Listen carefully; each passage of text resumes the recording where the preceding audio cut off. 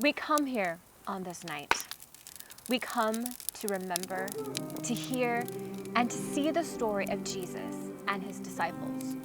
We begin with 12 apostles, who were rather ordinary folk, if you look at them closely. Fishermen, tax collectors, political radicals, and the like. Then there was a larger group of disciples that also included women, housewives, and widows as well. Despite their commonplace lives and their human weaknesses, Jesus came to show them how to live together and how to love one another, and even how to care for and love their enemies. He gave hope to a hopeless world, love to a loveless people, and light to those living in darkness. Is it any different than today? We now are hopeless, loveless, and living in darkness. We too long for a Savior who will save us from ourselves. Tonight, we will draw mostly from the Gospel of Matthew in order to tell the old story of those known simply as the 12 apostles. I am Simon, called Peter, son of Jonas. I was a fisherman who lived in two small villages, Bethsaida and Capernaum, on the north end of the Sea of Galilee. Among the 12 disciples, I was often the spokesperson, even if I didn't always understand what was going on. I would always like to say I was strong in my faith, but I'm all too often remembered for having denied Jesus 3 times before the rooster crowed. However, there was one day when Jesus asked us all, "Who do you say I am?" I was the first to blurt out, "You are the Christ, the Son of the living God." In Capernaum, I lived in the house of my mother-in-law. By nature, I was rather outspoken and impulsive, and so it wasn't always easy for me to follow Jesus. Still, there was something about him. He inspired me, he loved me, and before I knew it, I was following him wherever he went. I remember the time Jesus came to us while we were in a boat, and I said, "If it's you, let me come to you on the water." He said, "Come." I stepped out of the boat, but I took my eyes off him, and I sank like a rock. Funny, my name Peter means rock. Anyways, he had to save me. He was always doing that. I am Andrew, the brother of Peter, and so I too was a fisherman on the Sea of Galilee. Actually, I don't mean to brag, but I saw Jesus first, and I introduced my brother Peter to Jesus. I'm a lot like my brother, I suppose, but he's loud and I'm the quiet one. I generally didn't say much. Still, I was there. I saw and heard it all, like the time that Jesus preached to the crowds in the Sermon on the Mount. "Blessed are the poor in spirit." You know the words. Look at me. Why would Jesus pick me? If I'm honest, I have to admit that I have no idea. All I know is that his love changed me, gave me courage, and in the end, I followed him. Not because I was good, but because he was good. I am sometimes called James the Elder or James the Great because Jesus often took Peter, my brother John, and I off to pray with him. My brother and I were also fishermen, and our father, whose name was Zebedee, was not happy when we left our nets behind and followed Jesus. I was a part of the in-group among Jesus' disciples.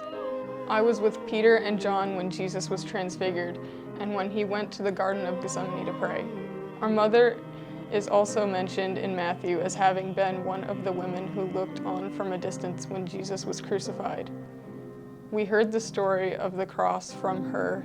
She told us all about it, but I'm ashamed to admit that we were all hiding at the time, afraid that they'd do the same to us. I am John, the brother of James. Like James was saying, we were with Jesus at some very important times in his life. But to be more honest than my brother, we also fell asleep in the garden with Jesus. Remember that? It was late, we were tired, and we couldn't even keep up 1 hour with him, I am sorry to say.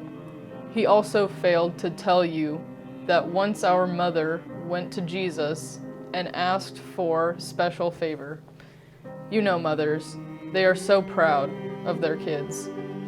Well, she asked Jesus that when the glorious day comes, if he'd let us sit on his right and left hand in heaven. Jesus just said, "You don't know what you are asking. Will they be able to drink the cup of suffering I have to drink from?" I wanted to tell Mom to not say another word. I was so embarrassed, but she just said, "Oh yeah, they can do that." Now we felt horrible. The nerve. What had she gotten us into? But Jesus just responded, "Then they will. But for me to grant who sits at my right and left, that is not for me to decide." You can't imagine how angry the other 10 disciples were when they heard this story. But Jesus just told us to not fight like kings and tyrants of this world. Rather, we should love each other. We tried, but it wasn't as easy as you might think. At times, we apostles had some bad arguments. My name is Philip.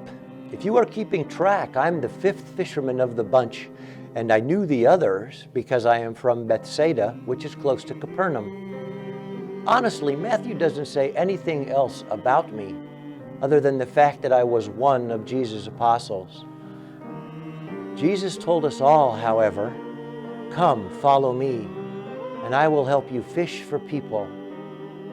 Now, to be honest, that sounded strange to me at the time, but only after a while did I realize that it was through the love of Jesus that others were drawn to join us. Why did I follow Jesus?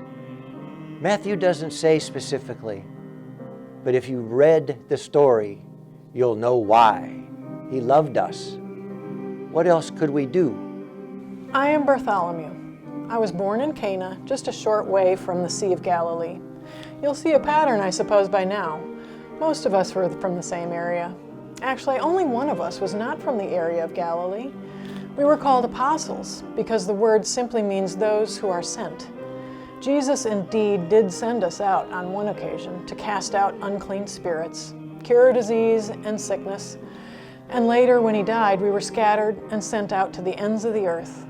We didn't always go willingly, but we went.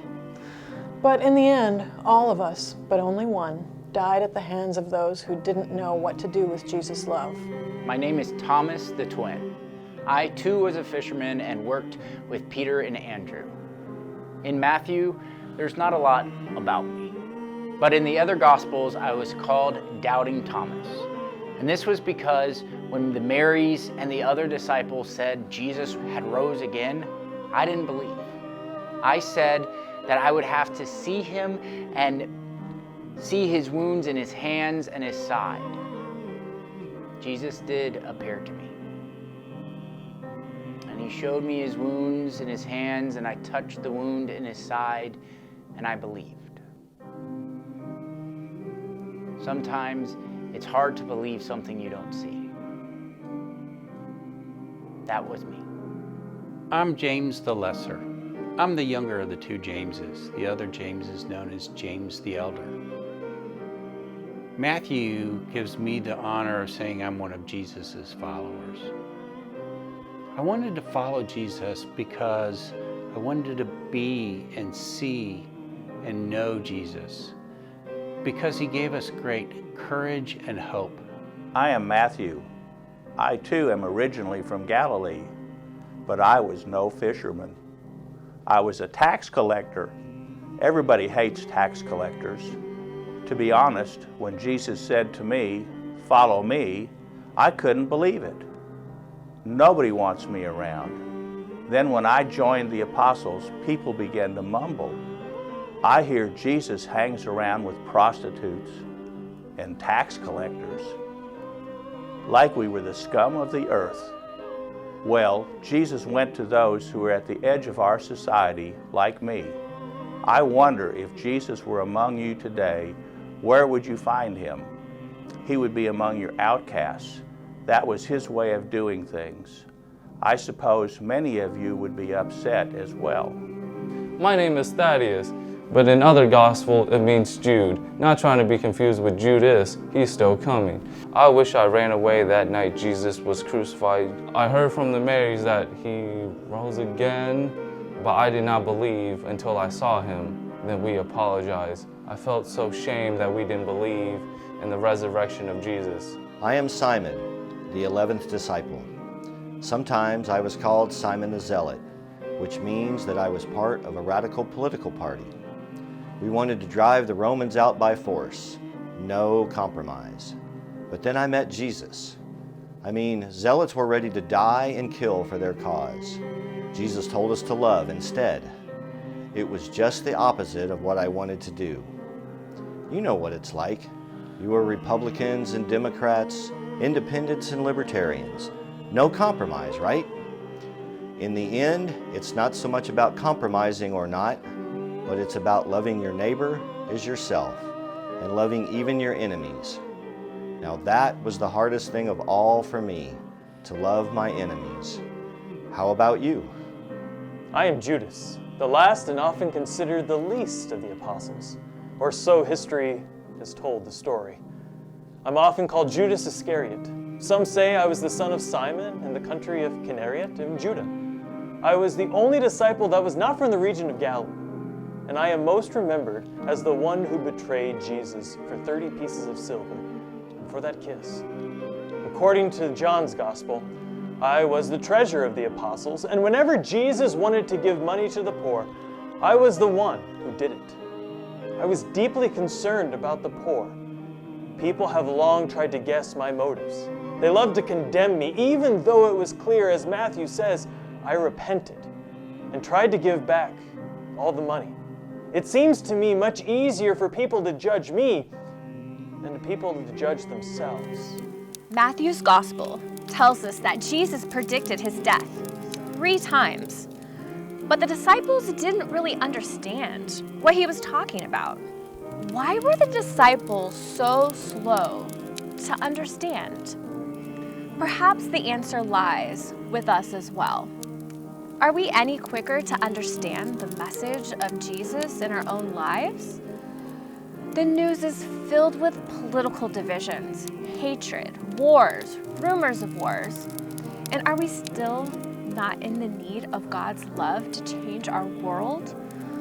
When the time of the cross came close, Jesus gathered his disciples, his closest friends, together to celebrate with them one last time at that Passover feast, or what we call the Last Supper. So he sent 2 of his disciples into the city and said to them, "Go into the city, and a man carrying a jar of water will meet you.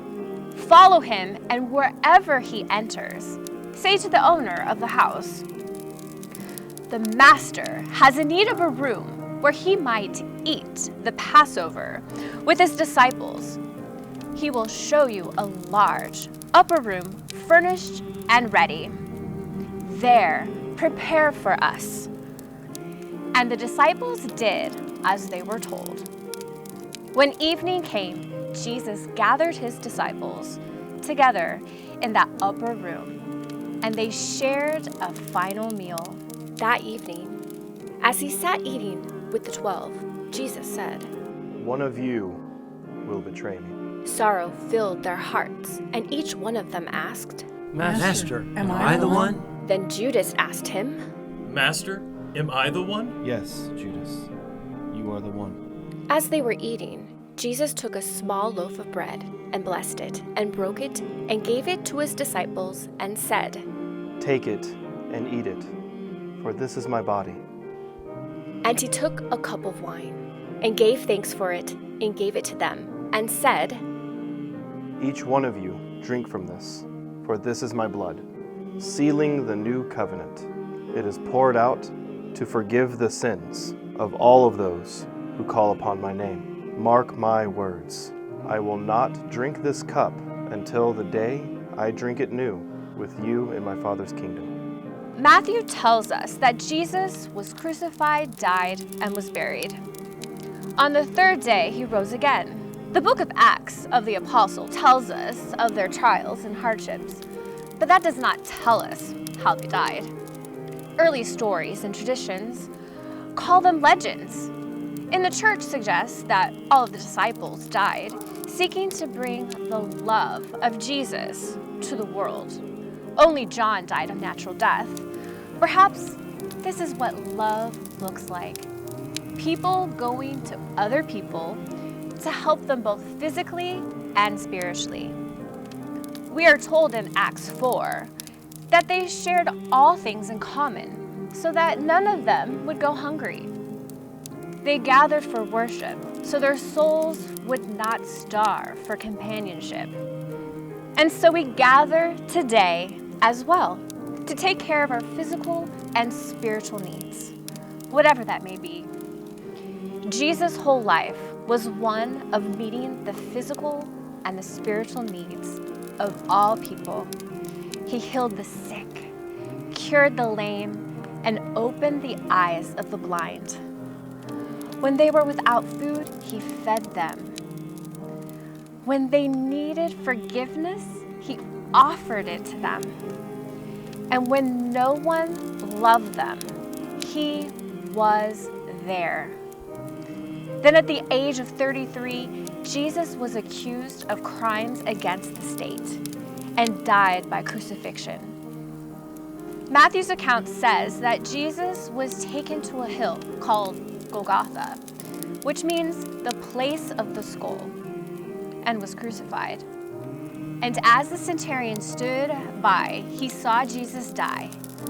Matthew says the centurion then said, "Surely this is the Son of God." What had he seen? Perhaps a glimpse of what we all long to see. God's love for a world full of cruelty, a light in the darkness, hope for the hopeless, and a way out of our own selfish lives. Thanks to the grace of God hanging there on the cross for you and for me. I am Judas Iscariot. I am Simon. I'm James the Lesser. I am Matthew. I am Thaddeus. I am Thomas. I am Bartholomew. I am Philip. I am John. I am James the Elder. I am Andrew. I am Simon Peter. I am Nathan Strong, a disciple of Jesus Christ, just as you are. Just as we are here at Grace Lutheran Church in Carrollton, Texas, where I am the pastor. We gathered here tonight to share with you these words, this experience, that you may be able to understand who Jesus is, what Jesus has done for you and for all of us. Tonight is Maundy Thursday, the night in which we gather together to remember that promise, that gift that Jesus has given through His body and blood. And we celebrate that gift here and now. In the night in which He was betrayed, our Lord Jesus took bread, gave thanks and broke it, gave it to His disciples, saying, "Take and eat. This is my body, and it's given for you. Do this in remembrance of me." And again after supper, He took the cup, gave thanks and gave it for all to drink, saying, "This cup is the new covenant in my blood. It's shed for you and for all people for the forgiveness of sins. Do this in remembrance of me." Tonight, as we eat of this bread and drink from this cup, we are reminded of the gift that Jesus Christ is for each and every one of us, of our calling to discipleship and our journey of life and faith together with Him.